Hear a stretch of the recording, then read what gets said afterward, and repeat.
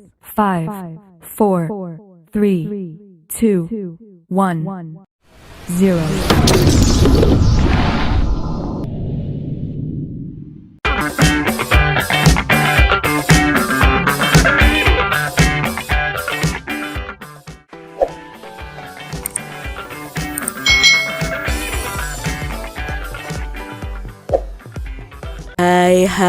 Hai, selamat datang di channel YouTube Kak Citra. Apa kabar adik-adik semuanya? Kak Citra berharap kalian dalam keadaan yang baik, sehat, dan siap untuk belajar ya. Hari ini kita akan belajar bersama-sama untuk mata pelajaran tematik kelas 6. Kita belajar di tema 8, Bumiku, subtema 3, Bumi, Matahari, dan Bulan, pembelajaran yang keempat. Mari adik-adik kita belajar dengan penuh semangat ya. Masih ingatkah kamu tentang keadaan perekonomian negara Singapura? Nah, sebelumnya kita telah belajar tentang hubungan kondisi geografis dan kondisi perekonomian di negara tersebut adik-adik. Sekarang kita akan mencari informasi tentang negara lainnya, yaitu negara Laos dan Filipina. Yang pertama yang akan kita pelajari adalah negara Laos adik-adik ya. Ini adalah bendera Laos. Nah, bagaimana keadaan alamnya? Laos merupakan satu-satunya negara di kawasan Asia Tenggara yang tidak berbatasan dengan laut adik-adik. Wilayah Laos ini bergunung-gunung. Sungai Mekong merupakan sungai utama. Daerah pertanian terpenting itu terletak di lembah Sungai Mekongnya adik-adik. Lalu, Laos ini diselimuti hutan yang lebat. Laos juga memiliki dataran tinggi dan beberapa dataran rendah. Hasil utamanya, hasil utama dari negara Laos ini adalah mengenai di bidang pangan adik-adik ya. Hasil tanaman pangan utama Laos adalah padi dan jagung. Hasil hutan utama itu berupa kayu jati. Barang ekspor utama dari negara Laos ini antara lain ada kopi, kapur barus, dan kulit binatang. Nah, barang impornya itu terutama pada minyak bumi, mesin-mesin, dan beras.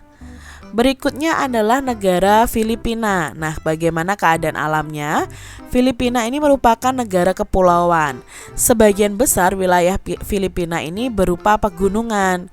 Gunung api yang terdapat di Filipina antara lain adalah Gunung Mayon, Gunung Taal, dan Gunung Pinatubo.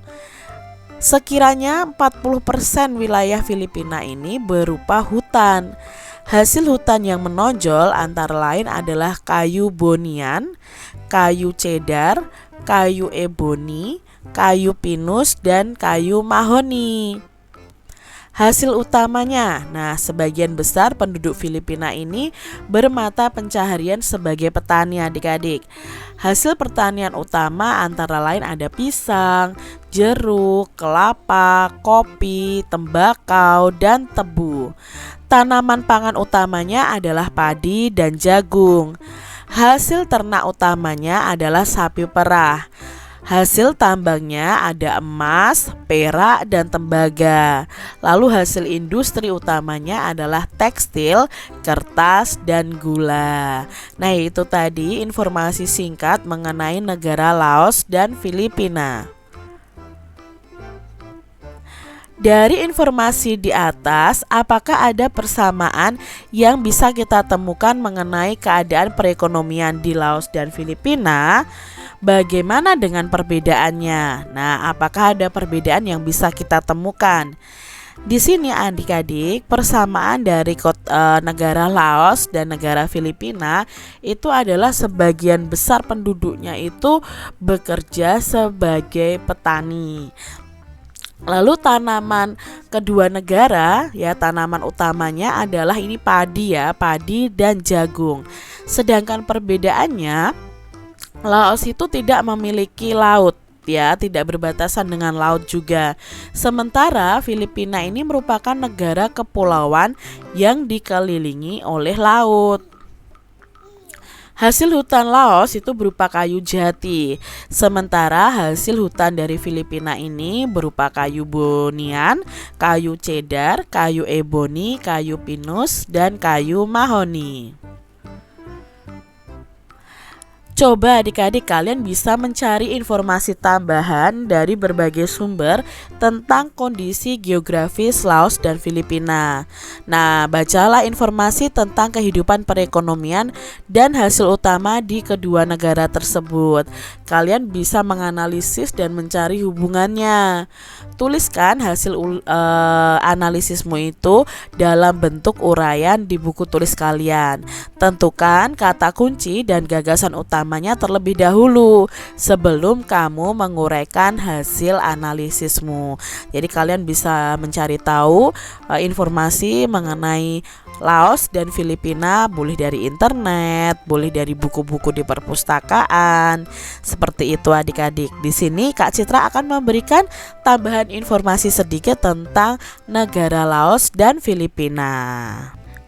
Yang pertama, informasi tambahannya tentang hasil analisis kita, kata kuncinya adalah kondisi geografis dan perekonomian. Lalu gagasan utamanya adalah pengaruh kondisi geografis terhadap perekonomian. Nah, untuk keadaan alam di negara Laos adalah wilayah Laos itu terkurung daratan dan bergunung-gunung. Laos ini memiliki barisan pegunungan lipatan yang membujur dari barat laut ke tenggara dengan puncak gunung tertinggi adalah Gunung Bia. Nah, pegunungan Annam itu membujur di sebelah timur dan plato Boloven itu terdapat di bagian selatan. Lembah Sungai Mekong itu di bagian barat yang mengalir di wilayah Laos dan bermuara di Teluk Tonkin, merupakan daerah yang sangat subur dan merupakan penghasil berasnya. Lalu perekonomian Laos bagaimana? Nah, Laos merupakan negara agraris karena sebagian besar kegiatan ekonomi penduduknya adalah di sektor pertanian yang banyak diusahakan di sekitar Sungai Mekong. Karena sekitar Sungai Mekong tadi kan sangat subur adik-adik. Nah, selain pertanian, kegiatan ekonomi penduduk Laos adalah perkebunan, peternakan, dan pertambangan. Sekarang informasi tambahan untuk negara Filipina dengan kata kunci dan gagasan utama yang sama adik-adik. Keadaan alamnya, Filipina adalah negara yang mendiami rangkaian kepulauan yang terletak di sebelah utara lepas pantai Pulau Sulawesi adik-adik. Jadi berbatasan dengan Pulau Sulawesi. Nah, daratan Filipina ini bagian dari pegunungan vulkanis. Puncak-puncak pegunungan tersebut sebagian besar itu berada di bawah permukaan laut. Kepulauan Filipina termasuk rangkaian Sirkum Pasifik. Maka dari itu negara ini tuh memiliki banyak gunung api seperti Gunung Mayon di Pulau Luzon dan Gunung Apa di Pulau Mindanao. Perekonomian Filipina itu sekitar 45% wilayah darat negara Filipina dimanfaatkan untuk lahan pertanian. Nah, Filipina adalah negara agraris karena sebagian penduduknya itu bekerja di bidang pertanian. Kegiatan penduduk yang lainnya adalah di bidang perdagangan, industri, dan pertambangan. Adik-adik, keadaan geografis Filipina ini hampir sama dengan keadaan geografis Indonesia. Hasil perkebunan dan pertaniannya pun hampir sama. Petani adalah mata pencaharian yang ditemukan di Filipina dan di Indonesia. Banyak sekali petani yang sukses dan berhasil. Ayo kita baca kisah salah satu petani di Indonesia yang berhasil. Kisah petani cabai sukses, untungnya menggiurkan, diambil dari jawapos.com. Pensiun dari pekerjaan sebagai aparatur sipil negara atau ASN tak membuat Imam Kusno berhenti berusaha untuk hidupnya. Pria yang sebelumnya berstatus guru ini justru sukses bertani cabai. Hasilnya bahkan melebihi penghasilan tetapnya tiap bulan. Berikut kisahnya adik-adik. Sudah 4 tahun ini Imam itu bergelut dengan tanaman cabai lokal.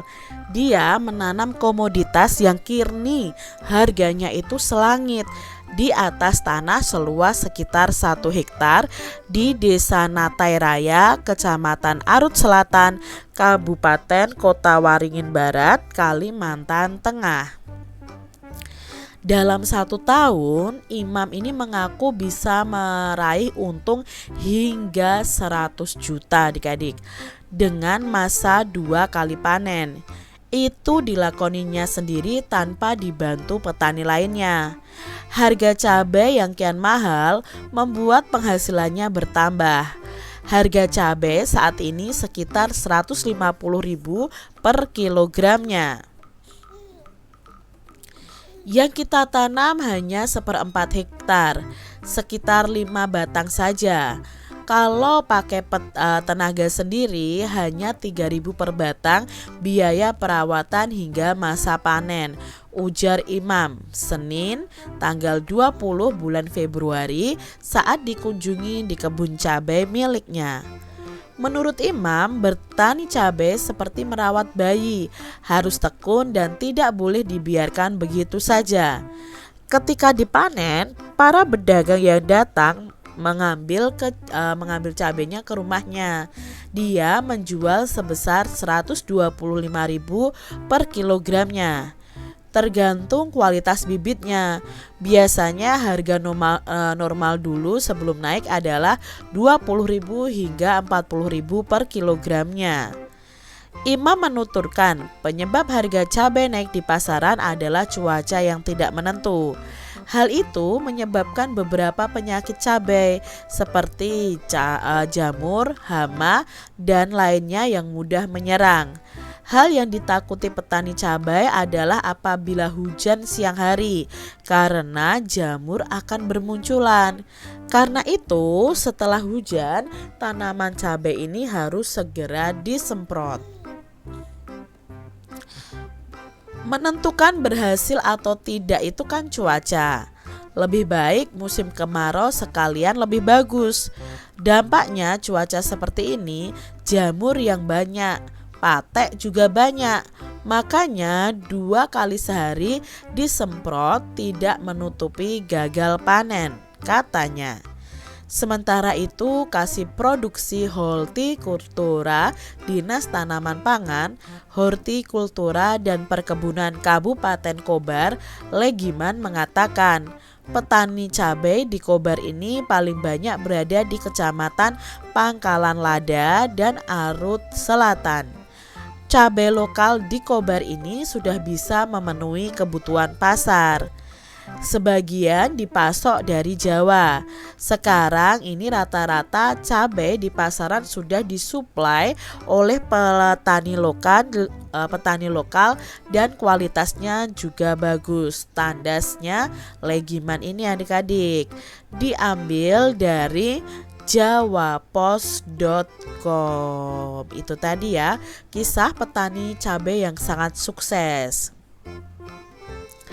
Banyak sekali informasi yang kita dapatkan dari bacaan di atas adik-adik. Nah, coba kita lengkapi, kita ulas informasi yang penting dari bacaan di atas.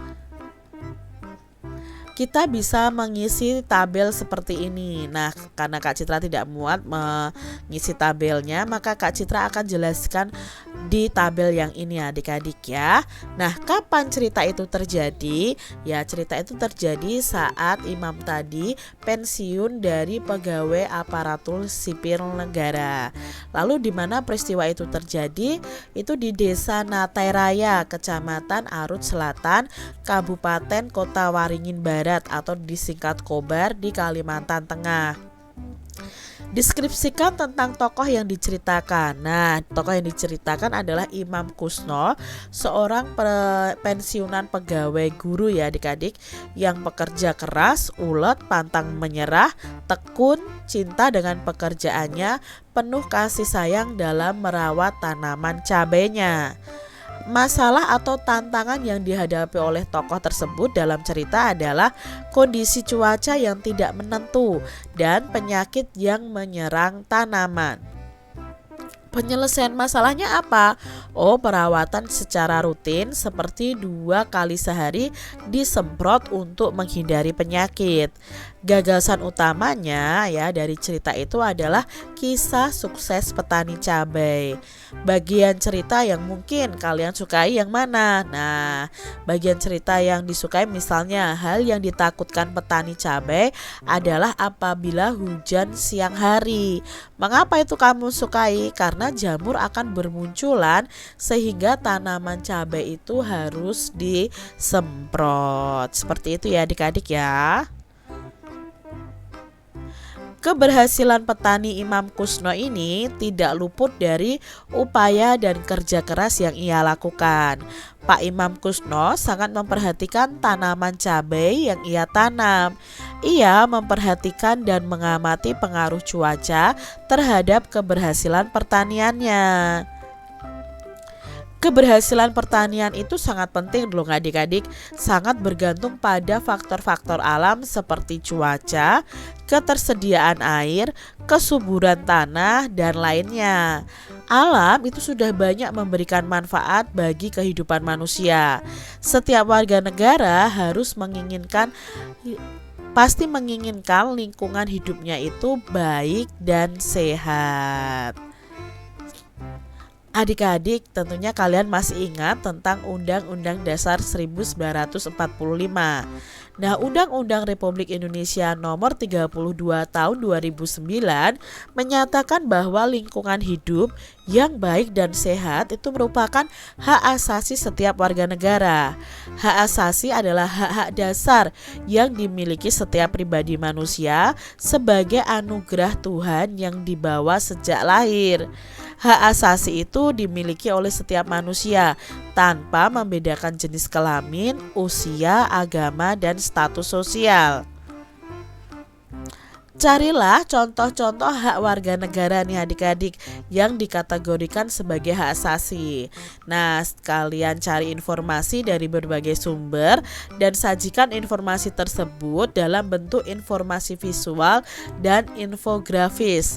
Kak Citra akan memberi contohnya seperti ini adik-adik. Nah, ini ya, hak-hak warga negara yang dikategorikan sebagai hak asasi. Jadi di sini ada gambarnya. Yang pertama ada hak mempertahankan hidup, hak untuk hidup tentram, hak atas lingkungan hidup, hak memilih dan mempunyai keyakinan politiknya, hak mengeluarkan pendapat, hak berkumpul dan berserikat, hak memilih pekerjaan, hak atas pekerjaan yang layak, dan hak atas jaminan sosial. Hak-hak warga negara yang dikategorikan sebagai hak asasi itu adalah setiap orang itu berhak untuk hidup, mempertahankan hidupnya dan meningkatkan taraf hidupnya. Yang kedua, setiap orang berhak hidup tentram, aman, damai, dan bahagia, sejahtera lahir dan batin. Lalu hak yang ketiga adalah setiap orang berhak atas lingkungan hidup yang baik dan sehat. Yang keempat, setiap orang itu bebas untuk memilih dan mempunyai keyakinan politiknya. Hak yang kelima, setiap orang itu bebas untuk mempunyai, mengeluarkan, dan menyebarluaskan pendapat sesuai dengan hati nuraninya. Lalu hak manusia yang keenam adalah setiap orang itu berhak untuk berkumpul ya, berapat atau berserikat untuk maksud-maksud yang damai. Yang ketujuh, setiap orang itu berhak dengan bebas memilih pekerjaan yang disukainya. Kedelapan, setiap warga negara sesuai dengan bakat, kecakapan, dan kemampuan berhak atas pekerjaan yang layak. Yang kesembilan, setiap warga negara itu berhak atas jaminan sosial yang dibutuhkan untuk hidup layak serta untuk perkembangan pribadinya secara utuh. Diambil dari hukumonline.com. Itu tadi hak asasi manusia yang digunakan di Indonesia adik-adik. Jadi itu adalah hak kita ya. Petani Imam Kusno adalah salah satu contoh petani yang berhasil. Petani merupakan salah satu profesi yang ditekuni oleh sebagian besar masyarakat Indonesia. Nah, bekerjalah nih adik-adik dalam kelompok yang terdiri dari 5 siswa, lalu identifikasi macam-macam mata pencaharian yang kamu temukan di lingkungan sekitar kalian. Ya, carilah sedikitnya 5 jenis mata pencaharian yang berbeda. Nanti analisis setiap jenis mata pencaharian tersebut. Identifikasi bagaimana seseorang itu menjalani mata pencaharian tersebut dan berinteraksi dengan lingkungan alamnya. Lalu tentukan beberapa aksi yang dapat dilakukan untuk menjaga lingkungan hidupnya. Kalian bisa buat tabel seperti ini. Kak Citra akan memberi contoh, misalnya jenis mata pencahariannya adalah petani. Interaksi dengan lingkungannya apa? Petani yang menyesuaikan musim hujan sebagai waktu menanam padi. Aksinya yang dilakukan apa untuk menjaga kelestarian lingkungan hidup? Misalnya menggunakan pestisida sesuai aturan dan menggunakan pupuk organik. Lalu ada jenis mata pencahariannya nelayan. Interaksinya apa? Nelayan ini menyesuaikan waktunya untuk berlayar agar dapat hasil tangkapan yang maksimal. Aksi yang dilakukan apa? Nah, harus menggunakan jaring dengan lubang yang besar dan tidak boleh menggunakan bahan peledak. Berikutnya ada jenis mata pencaharian penambang pasir. Interaksinya apa? Ya, menambang pasir, mengambil pasir setelah banjir adik-adik. Lalu aksinya tidak mengambil pasir berlebihan dan mengambil pasir jauh dari jembatan, misalnya seperti itu. Berikutnya ada jenis mata pencaharian petambak ya. Lalu interaksinya ikan bandeng itu diberi makan sehingga menjadi ikan yang lebih besar. Aksinya yang dapat dilakukan untuk menjaga kelestarian lingkungan hidup adalah tidak merusak hutan bakau dan tidak menggunakan bahan kimia dalam mengolah tambak. Jenis mata pencaharian lainnya adalah peternak sapi. Nah, sapi akan dipelihara dan dirawat sehingga menjadi gemuk, itu interaksinya. Aksinya apa? Ya, menanami lahan dengan tanaman rumput gajah ya untuk makan sapi ini adik-adik. Demikian tadi adik-adik pembahasan kita di tema 8, subtema 3 pembelajaran yang keempat. Semoga video pembelajaran ini bermanfaat untuk adik-adik semuanya. Dan sampai jumpa lagi di video pembelajaran Kak Citra selanjutnya. Tuhan memberkati. Jangan lupa tekan tombol subscribe, lalu tekan loncengnya, tekan juga tombol like, lalu share ke media sosial kalian. Jangan lupa untuk ikuti media sosial Kak Citra. Terima kasih.